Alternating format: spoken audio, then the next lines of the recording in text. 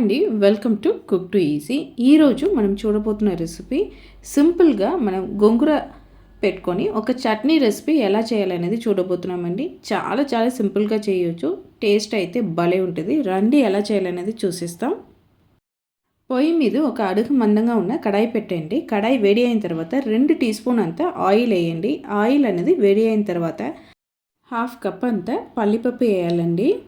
పల్లిపప్పు వేసి మనం ఫ్రై చేయకపోతున్నాము. ఈ పల్లిపప్పుని బాగా ఫ్రై చేసుకోవాలి. మనం పొయ్యిని సిమ్లో పెట్టేసి ఈ ప్రాసెస్ని చేయాలండి. అప్పుడే మనకు పల్లిపప్పు అనేది లోపల వరకు మనకు బాగా ఫ్రై అయ్యి దొరుకుతుంది. ఈ విధంగా ఫ్రై అయిన తర్వాత ఈ పల్లిపప్పుని ఒక ప్లేట్కు ట్రాన్స్ఫర్ చేసుకోండి.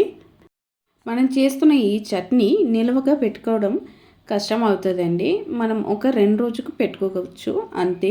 ఈ విధంగా పల్లిపప్పుని ట్రాన్స్ఫర్ చేసిన తర్వాత సేమ్ కడాయిలో 1 టీ స్పూన్ అంత ఆయిల్ వేసుకొని 1/2 కప్ అంతా వెల్లుల్లి వేయాలండి. ఈ వెల్లుల్లిని నిదానంగా మనం ఫ్రై చేసుకోవాలి. వెల్లుల్లి లోపల వరకు మనకు ఫ్రై అయ్యి రావాలి. అప్పుడే ఈ చట్నీ అనేది బాగుంటుంది. ఇప్పుడు మనకు వెల్లుల్లి అనేది సగం వరకు ఫ్రై అయిపోయిందండి. ఇప్పుడు ఈ స్టేజ్లో మనం ఈ చట్నీకి కావాల్సినంత కారంకు తగ్గినట్టు పచ్చిమిర్చి వేయాలండి. నేనైతే ఇక్కడ 10 పచ్చిమిర్చి తీసుకున్నాను.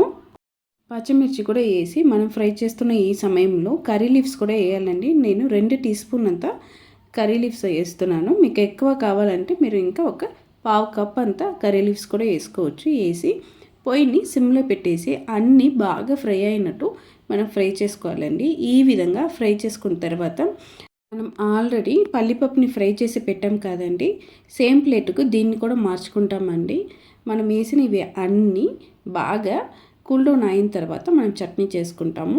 ఇది కూల్ డౌన్ అవుతున్న ఈ సమయంలో మనం గోంగూరని కూడా ఫ్రై చేసి తీసుకోవాలండి. కడాయిలో 1 టీ స్పూన్ అంతా ఆయిల్ వేసి బెద్ద కట్టు 2 గోంగూర కట్టు తీసుకున్నానండి. ఆకుల్ని కోసి శుభ్రంగా కడిగి తీసుకున్నాను. ఇప్పుడు ఈ గోంగూరని కూడా ఈ కడాయిలో వేసి మనం ఫ్రై చేసుకోవాలండి. సిమ్లో పెట్టేసి నిదానంగా అన్ని గోంగూర ఆకులు బాగా మనకు ఉడికించి రావాలండి. ఈ విధంగా మనం ఉడికించి తీసుకోవాలి.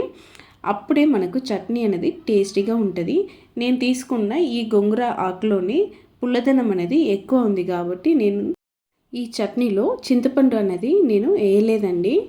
అంతే, మనకు గోంగూర ఆకు కూడా బాగా ఫ్రై అయిపోయింది. ఈ ఆకుని పొయ్యిని ఆఫ్ చేసి ఇలానే వదిలేయండి. ఈ ఆకులు కూడా బాగా కూల్ డౌన్ అయినాక మనం చట్నీ అనేది చేసుకోవాలండి. ఫస్ట్ మనం మిక్సర్ గ్రైండర్లో అండి మనం ఆల్రెడీ ఫ్రై చేసి పెట్టుకున్న ఈ పల్లిపప్పు మిక్చర్ ఉంది కదండి, అది వేసుకున్నాక 1 టీ స్పూన్ అంతా జీలకర్ర కూడా వేసేసి మనం దీన్ని ఇలా కచ్చాపచ్చగా గ్రైండ్ చేసుకొని తీసుకొని రావాలండి.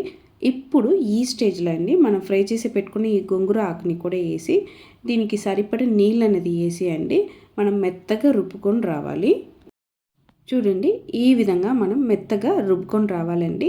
ఇప్పుడు ఈ చట్నీకి మనం ఒక చిన్న పోపు అనేది వేసి తీసేసామంటే మనకు గోంగూర చట్నీ అనేది సూపర్గా రెడీ అయిపోయిందండి.